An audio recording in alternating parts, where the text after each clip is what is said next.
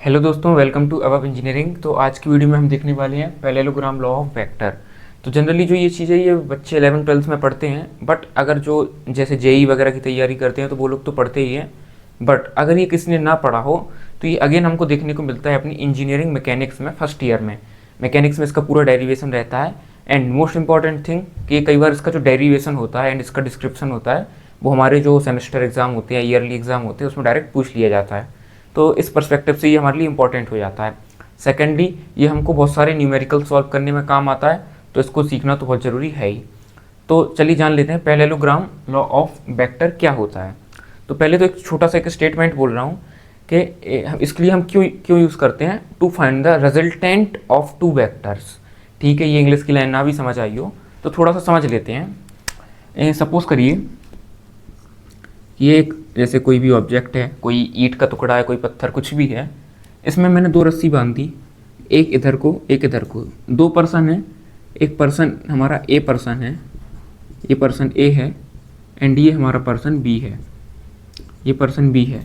अब ये कुछ फोर्स लगा के इस जो ऑब्जेक्ट है इसको इस तरफ खींच रहा है, पर्सन बी है एंड पर्सन ए इसको इस तरफ खींच रहा है। तो दोनों ऐसे ताकत लगा रहे हैं, ऐसे। तो आपको क्या लगता है कि जो ये हमारा ऑब्जेक्ट है कि ये दो टुकड़ों में बट के एक इस साइड चला जाएगा, एक इस साइड चले जाएगा? ऐसा तो नहीं होगा, क्योंकि रस्सी एक ही पॉइंट पे बंधी है। तो क्या होगा, एक ही टाइम पे ये इधर भी चला जाएगा और इधर भी चला जाएगा? ऐसा तो होगा नहीं, क्योंकि ये एक टाइम पे एक ही कोई डायरेक्शन में जाएगा।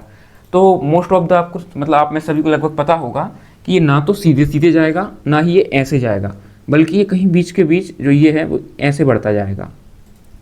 ये बात तो आपको समझ में आती होगी। या जैसे कोई एक चीज़ है कि जैसे ऐसी कोई चीज़ है, कोई एक ऑब्जेक्ट है, इसको हम रस्सी से खींच रहे हैं, एक पर्सन इधर से खींच रहा है, एक इधर से खींच रहा है बी। तो ये हमको समझ में आ रहा है कि भले ही दोनों इस तरफ खींचे लेकिन ये जाएगी सीधी के सीधे। तो ये हमको कैसे पता चलता है कि दोनों को जो फोर्स लगा रहे हैं, जैसे ये भी एक फोर्स लगा रहा है, ये भी एक फोर्स लगा रहा है, लेकिन उनका जो रिजल्ट है, उनका रिजल्ट कहीं बीच के बीच आ रहा है। रिजल्ट मतलब जहाँ वो नेट ऑब्जेक्ट जा रहा है, तो वो हमको कैसे पता चलता है? ये पता चलता है हमको पैरेललोग्राम लॉ ऑफ वेक्टर्स से। वेक्टर जनरली, वेक्टर एक फोर्स क्या है, एक वेक्टर क्वांटिटी है। वेक्टर क्वांटिटी क्या होती है? जो मैग्नीट्यूड एंड डायरेक्शन दोनों पे डिपेंडेंट हो।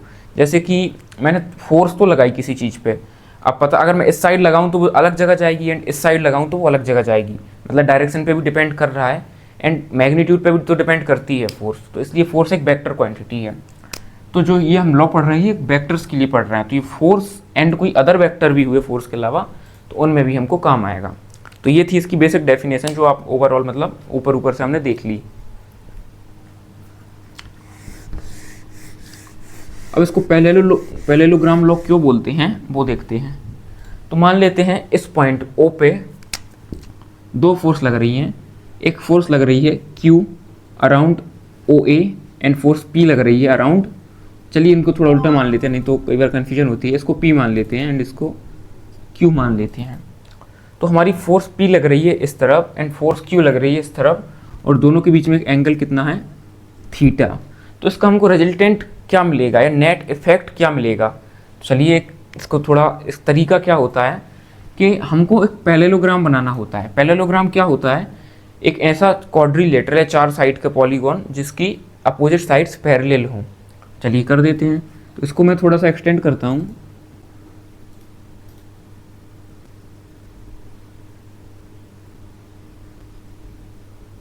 शायद ये पैरेलल लग रहा होगा, हाँ। तो ये कम्प्लीटली क्या बन गया, एक पैरेललोग्राम। इसको नाम दे देते हैं ओ ए बी एंड इसको नाम दे देते हैं सी। ठीक है, तो ये बना दिया हमने एक पैरेललोग्राम। तो इधर से अब हमको एक चीज़ पता चल रही है कि इन दो फोर्स का जो इफेक्ट होगा नेट, वो इसका डायगोनल होगा। ये लॉ कहता है हमसे। चलिए हम इसके रिजल्टेंट को नाम दे देते हैं आर। कुछ और चीज़ें कर लेते हैं हम, वो जस्ट अभी आपको पता, मतलब आप मान लीजिए कर रहे हैं, वो आगे पता चलेगा कि क्यों कर रहे हैं। ये एक ट्रायंगल हम कंप्लीट कर देते हैं। इधर से एक ट्रायंगल बन रहा है, इसको नाम देते हैं पॉइंट को डी। अच्छा, एक चीज़ और देख सकते हैं आपके, जैसे ये हमारी ओ ए है, ये ओ है एंड ये लाइन हमारी ए है। इधर से ओ भी एक थीटा एंगल पे जा रही है एंड हमारी ए सी भी कुछ एंगल पे जा रही है ऐसे। और अगर ये दोनों सेम एंगल बना रही हैं इधर से, तो अगर ये थीटा है तो हमारा ये भी थीटा होगा, क्योंकि इन दोनों एंगल को बोलते हैं करस्पॉन्डिंग एंगल। मतलब अगर ये एंगल थीटा है पूरा, तो हमारा ये एंगल भी क्या ही होगा, थीटा होगा। एंड एक और चीज़ मान लेते हैं कि जो हमारा रिजल्टेंट है और ये लाइन हमारी, चलिए अगर ठीक है ये अपन बाद में देख लेंगे ताकि अभी कन्फ्यूज़न ना हो, इसलिए तो ये चीज़ शायद आपको समझ आ गई होगी। अब आते हैं इसके डेरिवेशन पे आगे। अच्छा, जब आप इसका डेरिवेशन करेंगे, अगर ये आप एग्जाम में लिख रहे हैं तो ये प्रोबेबली 7 नंबर या 10 नंबर में भी पूछा जाता है इसका डेरिवेशन, तो आपको एक इसके साथ एक स्टेटमेंट लिखना होगा प्लस डायग्राम बनाना होगा, देन उसका आपको डेरिवेशन लिखना होगा। तो स्टेटमेंट में आपसे बोल दे रहा हूँ एंड आप इधर देख सकते हैं। It states that if two forces acting at and away from the point be represented in magnitude and direction by the two adjacent sides of a parallelogram, then the diagonal of the parallelogram passing through the point of intersection of the two forces represent the resultant in magnitude and direction। तो ये तो खैर काफ़ी English वाली definition हो गई, उससे ये तो सिर्फ आपको लिख देनी है। इसका मतलब आगे मैं आपको समझाता हूँ। ये सिंपल यही कह रहा है कि अगर पैरेललोग्राम की एक दो साइड, एक ये साइड और एक ये साइड से दो फोर्स शो हो रही हैं, तो देन इसका जो डायगोनल होगा उससे इनका रिजल्टेंट शो होगा। ये तो बात हो गई खैर हमारी डायग्राम की। अच्छा, इसमें कुछ चीज़ें और हैं, जैसे कि पैरेललोग्राम की अपोजिट साइड इक्वल होती हैं। अगर ये साइड P है तो ऊपर की भी साइड P होगी, एंड दिस साइड Q है तो ये साइड भी हमारी Q होगी। ठीक है, अब थोड़ा हमको इसमें ट्रिग्नोमेट्री से डायग्राम को और कुछ चीज़ें निकालनी पड़ेगी। तो आप देखिए एक मिनट, ट्राइंगल AOC, हम कौन सा ट्राइंगल देख रहे हैं, ट्राइंगल AOC, थीटा ए, ये सॉरी ओ नहीं है, ये एक्चुअली D है, ADC। तो हमको ट्रिग्नोमेट्री से पता है कि साइन थीटा हमारा क्या होगा, साइन थीटा होता है हमारा परपेंडिकुलर अपॉन हाइपोटेनियस। तो इधर हमारा परपेंडिकुलर क्या है, साइड CD, ये हमारी CD, और हाइपोटेनियस क्या है, ये हमारी हाइपोटेनियस है जो कि Q है। इधर Q है तो इधर भी Q होगी, तो ये हमारी CD अपॉन Q हो जाएगी। ठीक है, तो इधर से हमको क्या मिल जाएगा, अगर हमको CD साइड चाहिए तो इधर से हमको दिख रहा है कि CD is equals to Q sine theta. Similarly अगर हमको कॉस थीटा चाहिए इस ट्राइंगल में, तो कॉस थीटा कैसे आएगा, कॉस थीटा होता है हमारा बेस अपॉन हाइपोटेनियस। तो बेस हो गया ये AD और हाइपोटेनियस ये Q पहले से पता है, तो इधर से हमको AD निकल आएगा। अगर इसको हम इधर भेज दें तो AD क्या आ जाएगा, AD is equals to Q cos theta. ठीक है, तो ये दो चीज़ें हमको इधर बेसिक मिल गई, तो मैं डायरेक्ट लिख दे रहा हूँ इनको। ये आपको डेरिवेशन करके दिखाना है प्रॉपर एग्जाम में। ये पहले साइड में ये डायग्राम का दिखाएंगे, देन इधर मैं लिख दे रहा हूँ साइड में कि जो हमारा AD है ये क्या होगा, Q कॉस थीटा, एंड जो हमारा CD है ये क्या होगा, Q साइन थीटा। ये बात समझ में आ गई। अब देन हम अपना डेरिवेशन स्टार्ट कर रहे हैं। अब हम ले रहे हैं ट्राइंगल OCD। ये देखिए ट्राइंगल OC एंड D, ये R वेक्टर है। अब हम लिखेंगे in triangle OCD। OCD triangle में देखते हैं, तो मैं इधर ट्राइंगल बना दे रहा हूँ।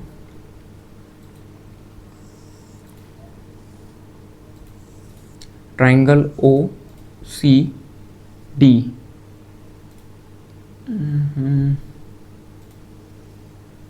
ये हमारा 90 डिग्री है, ऐसा कुछ बना है। तो हमारा इधर से इधर तक ये क्या है, साइड P, एंड इधर से इधर तक क्या है, Q कॉस थीटा। तो टोटल OD क्या हो जाएगा, P plus Q cos theta. मतलब जो ये हमारा टोटल बेस है, ये टोटल कितना हो जाएगा, P plus Q cos theta. ठीक है, एंड जो हमारी साइड ये है ये हो जाएगी Q sine theta. Side CD क्या हो जाएगी, Q साइन थीटा। एंड जो हमारा OC है, O से C तक, इसको हम क्या लेके चले थे, R मतलब इनका रिजल्टेंट, तो ये हो जाएगी हमारी साइड R। अच्छा, ये एक राइट एंगल ट्राइंगल है OCD, ये क्या है, राइट एंगल ट्राइंगल है। तो राइट एंगल ट्राइंगल में पाइथागोरस तो शायद हम सब ने 5th क्लास में पढ़ी है, तो पाइथागोरस लगा देते हैं बाय पाइथागोरस थ्योरम।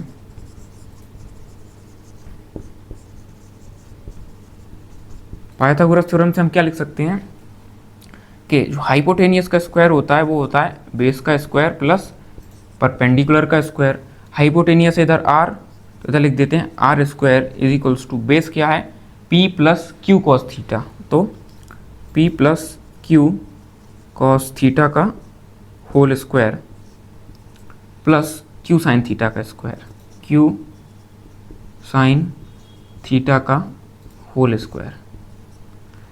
तो इधर से हमारा क्या आ जाएगा, R square is equals to, ये लिखा है ए प्लस बी का होल स्क्वायर, तो वो होता है हमारा ए स्क्वायर प्लस बी स्क्वायर मतलब Q square cos square theta plus 2ab मतलब 2pq cos theta, 2pq cos theta plus Q sine theta का स्क्वायर क्या हो जाएगा, Q square sine square theta. मैं थोड़ा देख लूँ बोर्ड विजिबल है या नहीं है इसके आगे। ठीक है, तो हमारा बोर्ड इतना ही विजिबल है। इसके आगे हम थोड़ा डेरिवेशन कहाँ करते हैं, आगे करते हैं। R square is equals to, इधर हमने देखा पी स्क्वायर प्लस, अब आप देखिए इधर Q square cos square theta and ये टर्म है Q square sine square theta, तो इन दोनों में से हमने क्यू स्क्वायर कॉमन लिया तो अंदर बचा sine square theta plus cos square theta and हमारी एक और टर्म बची प्लस 2pq कॉस थीटा, तो प्लस 2pq कॉस थीटा।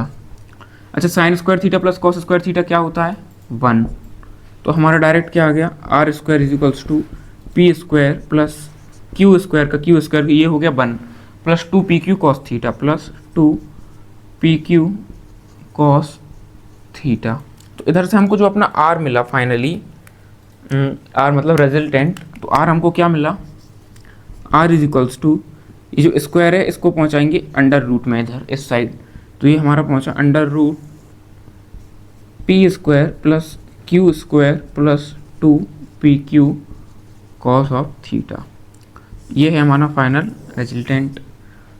तो इधर हमारा डेरिवेशन लगभग अभी 60 या 70% ही फिनिश हुआ है, इसके आगे थोड़ा सा और है, बट ये फॉर्मूला आपको याद रखना है। अगर आपको कोई भी दो वेक्टर दिए हैं, फोर्स दिए पी एंड क्यू एंड उनके बीच का एंगल दिया है थीटा, तो उनका रिजल्टेंट क्या होगा under root P square plus Q square plus 2pq cos theta. तो आप ये नोट कर लीजिए सर। ठीक है, तो आपने शायद स्क्रीनशॉट ले लिया होगा या नोट कर लिया होगा, तो इसके आगे पढ़ते हैं।